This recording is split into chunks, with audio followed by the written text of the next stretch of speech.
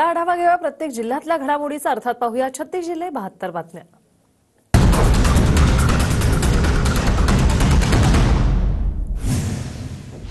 नाशिकमध्ये भाजप आणि ठाकरे गटात राडा। अंबड पोलीस स्थानकाबाहेर गोंधळाचं वातावरण।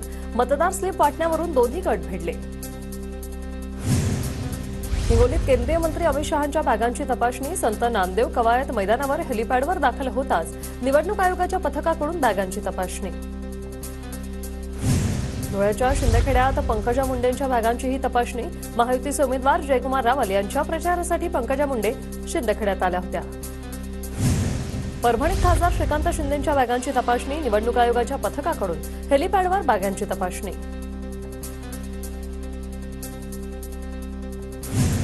पंढरपुरात हेलिपॅडवर जयंत पाटलांच्या बॅगांची तपासणी। जयंत पाटील हेलिपॅडवर दाखल होताच निवडणूक आयोगाच्या पथकाकडून बॅगांची तपासणी। अनिल सावंत यांच्या प्रचारासाठी जयंत पाटलांची पंढरपुरात सभा।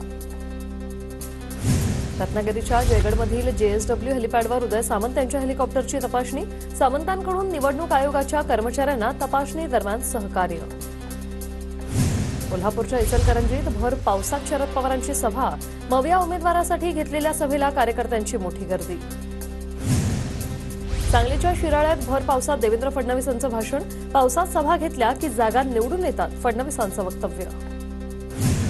देवेंद्र फडणवीसांनी पुन्हा राज्याचं नेतृत्व करावं ही सर्वांची इच्छा। कराडमधील प्रचार सभेत उदयनराजे भोसलेंचं वक्तव्य।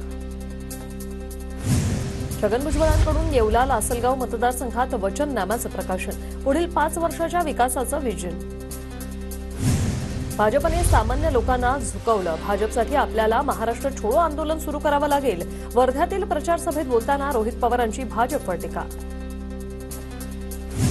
विरोधी पक्षनेते विजय वडेट्टीवारांना दिलासा। वडेट्टीवारांच्या उमेदवारीला आव्हान देणारी याचिका हायकोर्टाच्या नागपूर खंडपीठाने फेटाळली। अहिल्यानगरच्या पारनेर विधानसभेच्या पवार गटाच्या उमेदवार राणी लंकेंचा जोरदार प्रचार। निवडणुकीत 100% जिंकणार, राणी लंकेंकडून विश्वास व्यक्त। भाजपच्या सभेत लाडक्या बहिणीची गर्दी। नरखेडमधील फडणवीसांच्या सभेत 50%पेक्षा जास्त महिला। रात्रीच्या सभांमध्येही पुरुषांपेक्षा महिलांची जास्त गर्दी। काँग्रेसनं आतापर्यंत ₹1.25 दक्षिणा पण दिली नाही। काँग्रेस लाडक्या बहिणींना काहीही देणार नाही। अजित पवारांचा काँग्रेसवर हल्लाबोल। भिवंडी ग्रामीण मतदारसंघातील भाजप बंडखोर स्नेहा पाटलांचा महायुतीला पाठिंबा। महायुतीचे उमेदवार शांताराम मोरेंना पाठिंबा दिला। उत्तर महाराष्ट्रातील रासपमधील पदाधिकाऱ्यांचा अजित पवार गटात प्रवेश। सुनेत्रा पवारांच्या उपस्थितीत पक्षप्रवेश संपन्न। महाराष्ट्राच्या राजकारणात भाषेनंतर आता हातवाऱ्यांचाही स्तर घसरला। पाशा पटेलांकडून जाहीर सभेत अश्लील हातवारे। रोहित पवारांकडून पाशा पटेल यांचा व्हिडिओ ट्विट।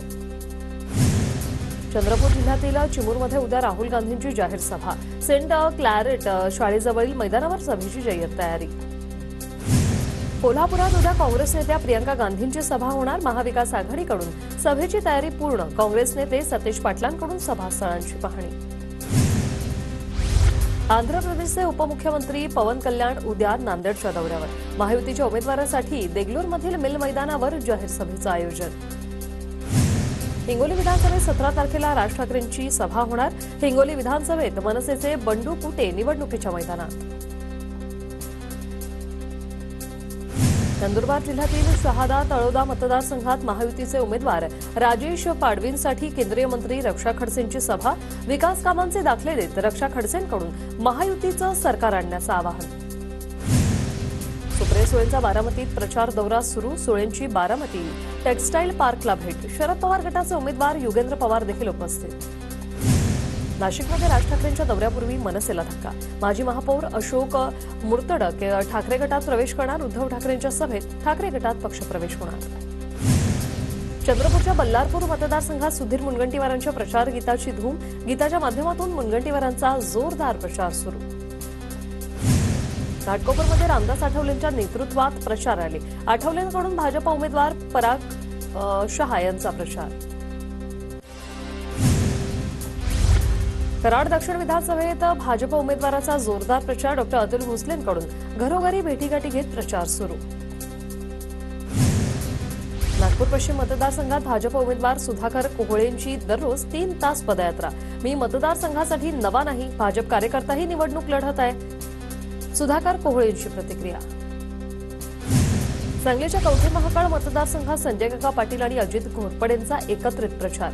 मतदारसंघात अजित घोरपडे यांनी सभांचा धडाका लावला। तिरोडा मतदारसंघात विजय रहांगडाले यांच्याकडून जोरदार प्रचार सुरू।